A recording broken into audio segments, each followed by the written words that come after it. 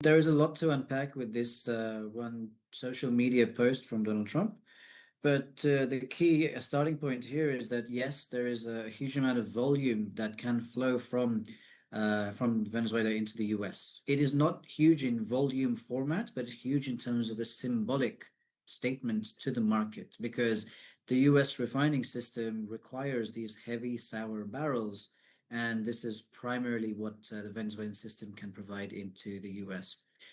Moving forward, with the involvement of potential involvement of US companies, big oil companies in Venezuela, there's potential to unlock even more production. But we risk this as not going to be immediate. We risk this within 2 or 3 years at a small increase, but reaching 3 million barrels a day may take until 2040 with a lot of investment from international companies. إذن الحديث عن إعادة إحياء وإعادة إنعاش سريعة للقطاع النفطي الفنزويلي وعودة مستويات الإنتاج إلى 3 ملايين برميل التي يعني كانت عليها لربما في سبعينيات القرن الماضي. أنت ذكرت بأنه قد تأخذ حتى عام 2040. ما هي أبرز التحديات التي ستواجه إعادة الإحياء؟ ما هي السيناريوهات المتوقعة للمدد الزمنية وحجم الاستثمارات المطلوب للوصول إلى تلك المستويات السابقة؟ Well, firstly, to maintain the current 1.1 million barrels a day of production, there's a huge amount of investment away from the current natural decline curve that we see. The natural decline curve drops production to around 700,000 barrels a day. So to maintain the 1.1 million barrels a day requires a huge amount that domestic PDVSA can suffice for. Now, in increasing production very quickly, that would require a full revamp of infrastructure, of ports, of everything to do with the production of even depleted wells, which have been in a partial dilapidated state, which means that can't happen overnight. And we risk that it'll only attribute around 200, 300,000 barrels a day within 3 years of additional supply.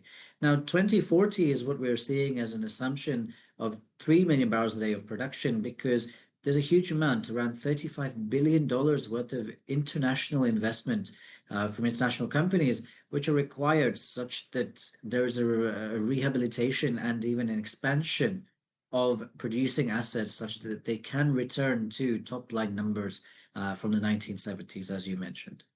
جانب، بطبيعة الحال معروف نوع الخام الفنزويلي بأنه نوع خام ثقيل، والمشاريع الجديدة في فنزويلا ستتركز في الخامات الثقيلة جدا ultra heavy oil.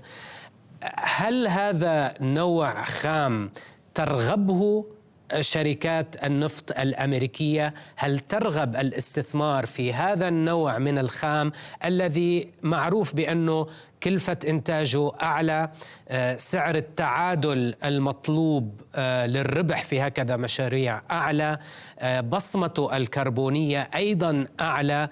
فبالتالي هل الخام الثقيل الفنزويلي مرغوب وجذاب من قبل الشركات النفطية الأمريكية؟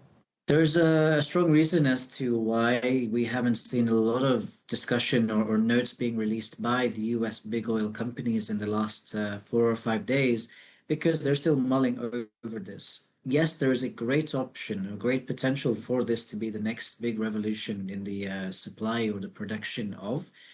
But yes, the US refineries are primed and they are ready to take as much heavy sour oil as possible.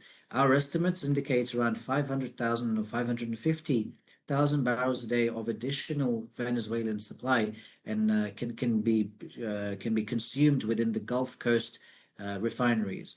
This, of course, would require a bit of a reshuffle because Canadian heavy sour volumes that currently go into the Gulf Coast will likely be reshuffled to more mid-continent refineries and even be exported in through the Pacific going towards the Asian system. But yes, it does require a lot of energy-intensive capital and a lot of naphtha and diluent to make this volume flow in an easy state and to be transported via ships to the US.